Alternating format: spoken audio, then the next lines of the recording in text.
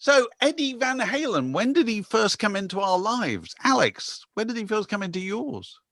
There was no big moment because I played the drums and I was into Britpop, so I sort of took a different route. But he was sort of one of these figures that always seemed to be there, you know. Right. Who sort of I couldn't ever imagine a world where Jump didn't exist. Oh, right. Yes. So you don't remember a time before Jump. I remember Jump arriving. It was a great record, fantastic record.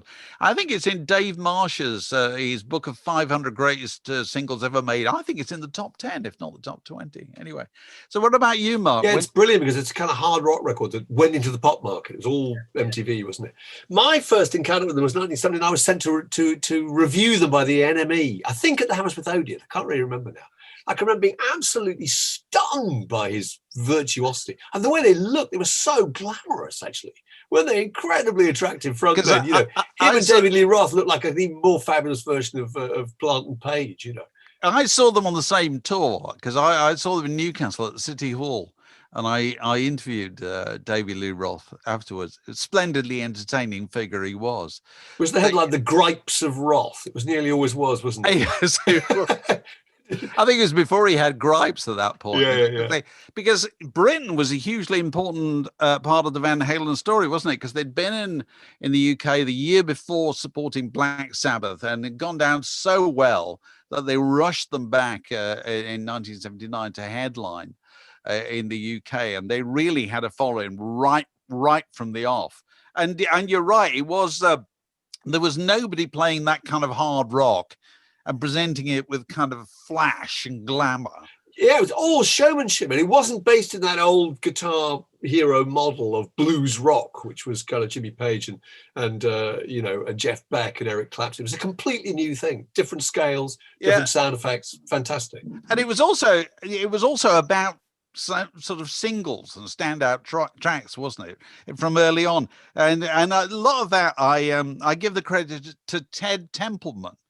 Who was the man at Warner Brothers who used to have the job of just listening to unsolicited tapes. And he was the man who heard an unsolicited tape of the Doobie Brothers and managed to turn them into a huge hit. And in 1974, he put out this record. He produced the first album by Montrose, which was a record which sounded very much like Van Halen were later to sound. And he was the person who heard Van Halen, went to see them, and was enormously impressed with Eddie Van Halen, but felt that the singer would have to go, David Lee Roth. It's not the usual thing. Usually it's the drummer who has to go.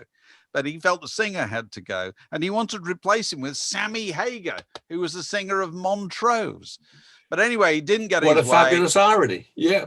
Because when David Lee Roth later on, post-success, left the group, Sammy Hagar was the guy who came in and was a very successful singer, particularly on this record. What's it called? 5150, which is frankly the only Van Halen record I've got. It's a really good record.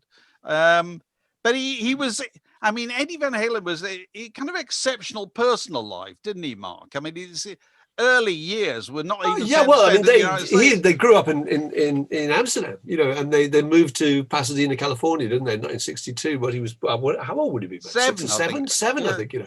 And really interesting, and obviously a complete prodigy. He could play, he was a brilliant keyboard player, and he could listen to classical music, and he could remember entire chunks of it and reproduce it by ear while pretending to be reading the music. I mean, it's kind of prodigy, really, on the level of Elton John.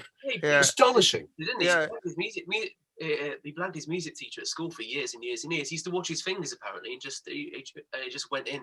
He just had that.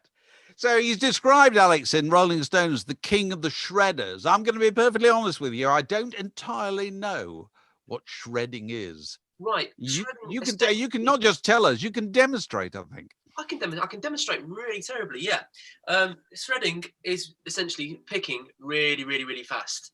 And I'm about to set myself in for a big shoeing by YouTube guitar community. That's all right, that's all right.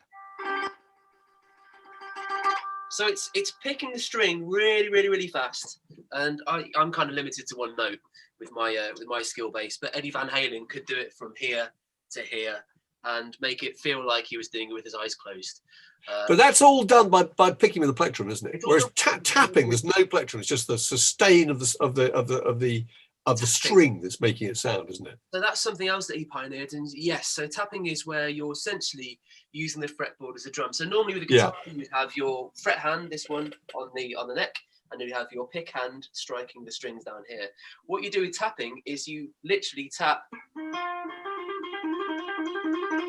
Right. You tap the notes on the fretboard using both hands, and it's a really, really cool trick. And it'd been around for a little while.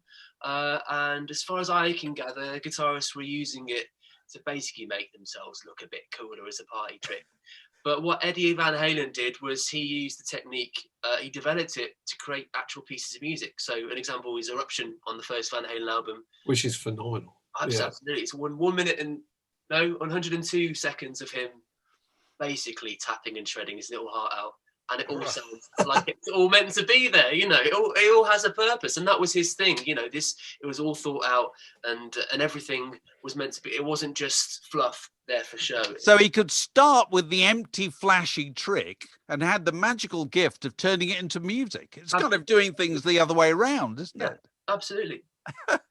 Of course, the classic example of this is probably the thing he's best known for, is his contribution to Michael Jackson's Thriller to Beat It, which is allegedly. And there's tons of different versions of that, aren't there? One, and I've read interviews with him, he says he was rung up by Quincy Jones and just says, "Hi, it's Quincy," and he says, yes. "I don't know, I didn't know who Quincy was," That's but Quincy, basically modest to a fault. Quincy. Modest to a fault, but basically he left a kind of 20-second gap, hadn't he, in the track Beat It, and he'd heard Van Halen, and he knew that that's precisely the kind of crossover thing they want, because they're trying to spread the appeal of the record. When they thought, if they bring in, the rock music's kind of absolutely guitarist, they needed that. And he says in his thing, which I find hard to believe, that he went in there and he said he didn't like the structure of the song because it just wasn't possible for him to play, or he didn't like the key or whatever it was, and so he changed the shape of it. Is that right? He edited it and said, let's move that to nearer the chorus. And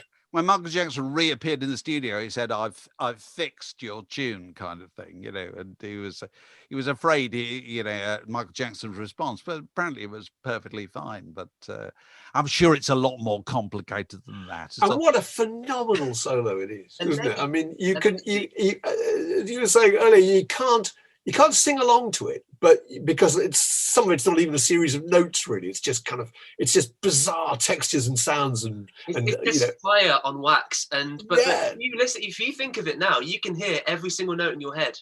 You can. It's bizarre, really. It really, really is. But if you want an example of shredding and tapping and a million other tricks, that's probably the quintessential perfect one. But apparently, allegedly, it's a solo that rocked so hard the studio speakers caught fire. Of course. Are we to believe that? It's like the story about him being given a vodka and a cigarette at the age of 12 before he went on stage to steady his nerves by his father. I think highly unlikely somehow. But anyway, there's a lot of mythology around it. Yeah, well, but let's hope that, sadly, he died at the age of 65, was he? Because he'd been ill for a while. Yeah, he had. And but apparently both his wives were there at the time, and that's a great tribute. That's some measure of the man. It is. It really is, actually. Yeah, absolutely. But also it's interesting, that like I was saying, that probably Eddie Van Halen is best known to the wider world through that solo on Beat It, and it's an interesting example of the kind of serendipitous things that happen in the music business, which ties it to the death of somebody else, which was announced this week, which is Johnny Nash, the American singer who died at the age of 80. And Johnny Nash, probably best known in Britain for that record, I Can See Clearly Now, which was a big hit in 1972, and is a kind of firm favorite of radio ever since. It's just got a kind of optimistic vibe about it that still works on the radio to this day. But of course, the person who I was first introduced to through that record was Bob Marley. Yeah, because he signed Bob, didn't he, and Bunny Wailer, Peter Tosh, and Rita Marley to a publishing contract in 1965. Is that right? I think he used 67. 67. He heard him in 67. He was in Jamaica.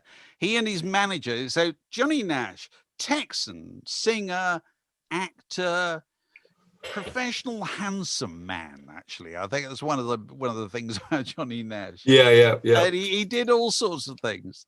And he and his manager Danny Simmons were in Jamaica, and they heard Bob Marley was probably only about 18, 19 at the time, and they thought, he's really good, he's really talented, and they ended up taking him to Sweden, of all places, in 1971.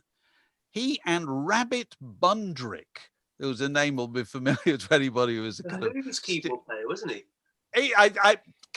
Absolutely. He turned up with a Who. Member of Traffic for a while, I think. Yeah. Probably. He was certainly a member of Free, and he was the go-to keyboard guy for particularly organ. I think if Nicky Hopkins was the piano guy, Rabbit Bundrick was the organ guy, and so he and Bob Marley and I think other members of the group ended up in a house in Sweden trying to write songs for the soundtrack of a film which Johnny Nash was starring in. And I'll tell you what's really interesting. Sorry, it's tangent upon tangent here. If you go and find a photograph of the house where Bob Marley and Rabbit Bundrick and the rest of the Wailers were working on this stuff in 1971, it's fascinating. You will find it on the internet. All I'm going to say about it is it's big and it's pink. Okay. It's out in the country. Okay.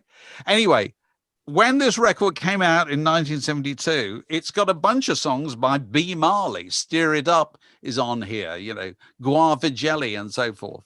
And so it no doubt took Bob Marley years to get out the complications of the publishing deal, to reclaim his career. But had it not been for that break, we probably never have heard of Bob Marley and the Wailers to this day, So strange are the ways of the music business, and not always faultlessly honest, but those are the ways.